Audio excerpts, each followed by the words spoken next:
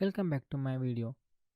In the previous video, you saw how to find the FTP version of an ROST. So now, in this video, you are going to learn a simple exploit for getting the OpenSSL. Before that, I am going to tell you what is SSL. SSL is a secured sockets layer in a computer network protocol.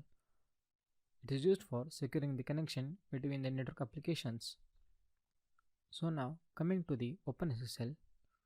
OpenSSL is a software library for application that secures the communication over a computer networks against heavy drops. So coming to the exploit model, the Heartbleed vulnerability enables a hacker to track the OpenSSL by sending a single bit of data while telling the server it sent 64 KB of data, and the server sends back the same 64 KB of data to be checked and echo back.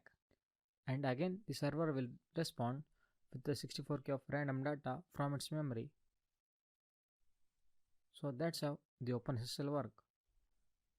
Now coming to my termix, so here you can see the output of previous video. Now here I am directly loading up the MSF console by typing /MSF console, and next I am going to use OpenSSL Heartbleed model by typing use auxiliary /scanner /SSL /OpenSSL _ Heartbleed. So let's check the model information by typing info. Here you can see the information like name, module, and also the available action present in this module like dump, keys, scan, and also some of the basic options, but the critical one is ROST. Here I am opening another session.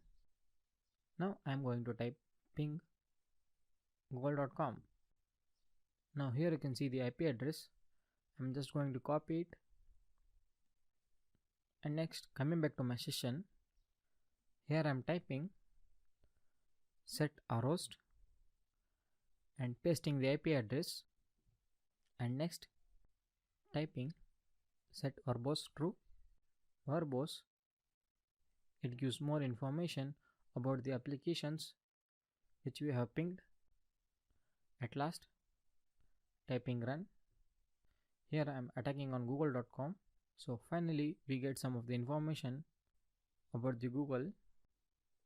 So that's how we are going to find the OpenSSL of any application or any website.